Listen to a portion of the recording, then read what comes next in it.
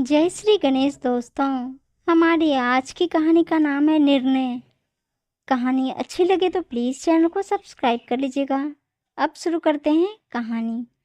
ये क्या मम्मी जी, आपको पता था ना कि मुझे आज ज़रूरी काम से बाहर जाना है, फिर भी आप इतनी देर बाद आ रही हो। आप जानबूझकर ऐसा करती हो ताकि मुझे दो बातें सुनने को मिले। मानसी अपनी सास गरिमा जी से बोली, बहू मैं मंदिर ही तो गई थी। तुम्हारे पापा जी को गए 4 महीने हो गए थे, तो पंडित जी को तुम बुलाने देते नहीं हो, तो खाना और दक्षिणा पंडित जी को देने गई थी। और कितना लेट हो गई हूँ मैं, 5 मिनट ही तो लेट हुआ है। उस पर इतना नाराज होने की क्या ज़रूरत है।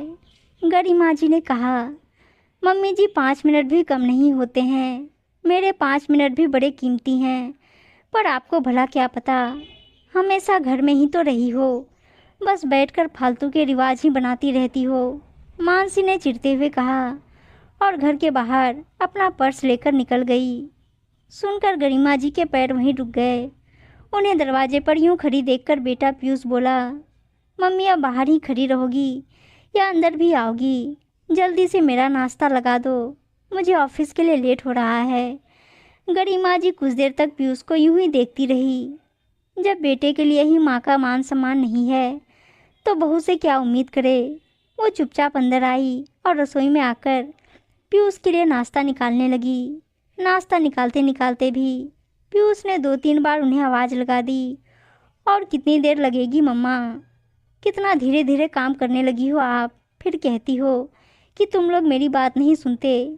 आपकी हरकतें ऐसी है कि आपको सुनाए नहीं तो और क्या करें।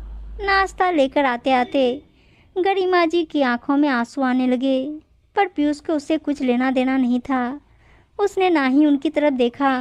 उसने चुपचाप नाश्ता किया और गरिमा जी को यूं ही छोड़कर रवाना हो गया। उसके जाते ही गरिमा जी सोफे पर धम से बैठ गई।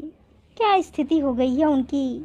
पति क्या गए, मान सम्मान भी चला गया, वरना उनके सामने बेटे बहू दोनों में से किसी की भी हिम्मत नहीं थी कितना कुछ उन्हें कह जाए। अभी 4 महीने पहले घर का माहौल बिल्कुल सही था।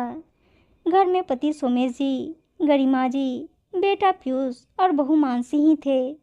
छोटा सा परिवार था, पर सोमेश जी का घर और बाहर दोनों ही जगह अच्छा खासा रुतबा था। सोमेश जी सरकारी अफसर थे, शुरू से डिसिप्लिन में रहे थे, तो उन्होंने पीयूष को भी डिसिप्लिन में ही रखा था। और यह बात मानसी को भी शादी के कुछ दिन में ही अच्छे से समझ में आ गई थी, जब उसने उन्हें पलटकर जवाब दिया था और सोमेश जी ने अच्छी खासी डांट पिला दी थी।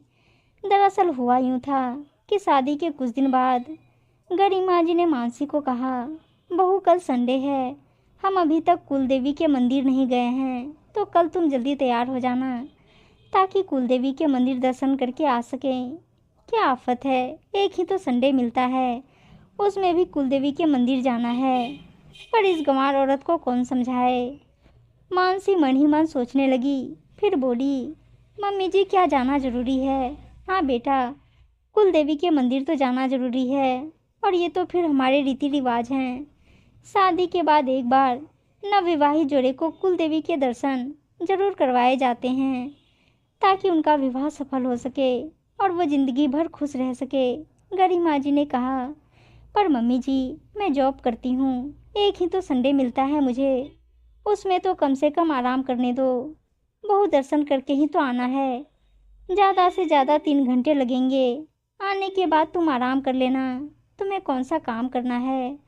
सुनकर मानसी चिढ़ गई और गरिमा जी से बोली, मम्मी जी मैंने तो सोचा था कि सुबह लेट उठूंगी और फिर दिन में पीयूष के साथ मूवी देखने जाऊंगी, पर आप नहीं समझेंगी।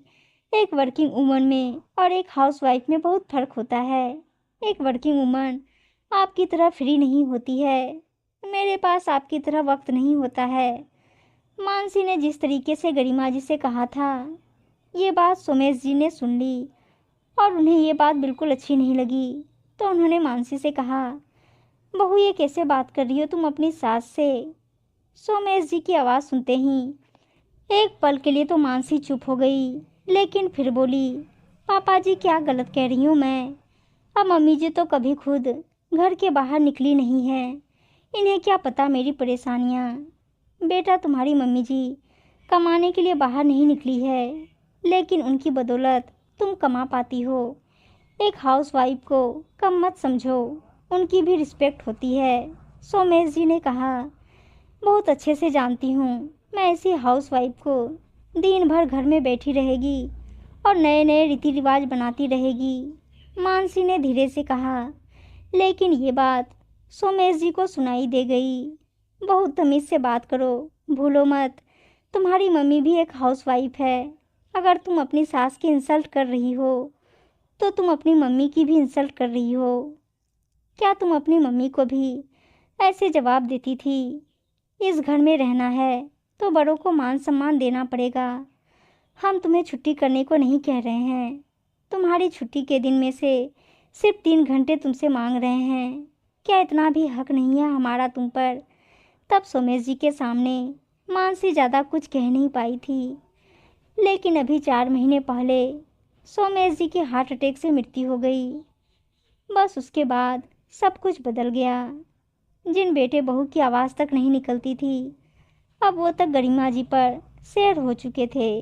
जो मन में आता था सुना देते थे, जैसे चाहे वैसे उनके साथ व्यवहार करते थे। यहाँ तक कि पहले जो नौकरानी आती थी, अब उसे भी काम से हटा दिया गया था और सारा काम गरिमा जी पर लाद दिया गया था। गरिमा जी को काम से इतनी ज़्यादा समस्या नहीं थी, पर जिस तरीके से बेटे बहू व्यवहार करते थे उन्हें उससे समस्या थी। खैर, गरिमा जी काफ़ी देर तक बैठी बैठी सोचती रही। फिर उन्होंने कुछ निर्णय लिया और उठकर अपने कमरे में आ गई। शाम को जब पीयूष और मानसी दोनों एक साथ घर में आए तो नौकरानी को घर में काम करते देखकर चिढ़ गए। ये यहाँ क्या कर रही है? हमने तो इसे निकाल दिया था। मानसी ने कहा, बहू, मैंने इसे वापस रखा है। तुम्हारे पापा के जाने के बाद अब मुझसे इतने काम नहीं होते। गरिमा जी ने कहा। ये सुनकर मानसी पीयूष की तरफ देखने लगी। तब पीयूष ने कहा, मम्मी, आपने किससे पूछकर इसे यहाँ रखा?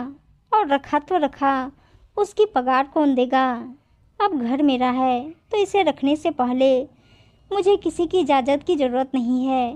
और रही बात पगार की, तो मेरे किराएदार मुझे जो किराया देंगे उससे मैं इसकी पगार चुका दूंगी। गरिमा जी ने मुस्कुराते हुए कहा, ओह, तो अब आप किराएदार रख रही हैं। आपको नहीं लगता कि बड़े जल्दी जल्दी निर्णय ले रही हैं आप? और कहाँ हैं आपके किराएदार? मानसी ने कहा, बेटा, तुम दोनों ही हो मेरे किराएदार। घर मेरा है, फिर भी तुम मुझे जो चाहे वो सुना देते हो, तो भला मैं क्यों सुनूंगी ये सब? तो मैंने डिसाइड किया है कि या तो तुम इज्जत से रहो और मुझे मंथली कुछ पैसा दे दिया करो तो ठीक है, वरना तुम लोग अपना बंदोबस्त कहीं और कर लो। मैं किसी और को यहाँ किराएदार रख लूँगी और ज़्यादा कुछ कहने की ज़रूरत नहीं है मुझसे अब। इस बारे में मैं अपना मन पक्का कर चुकी हूँ। गरिमा जी ने बड़ी ही शांतिपूर्वक जवाब दिया।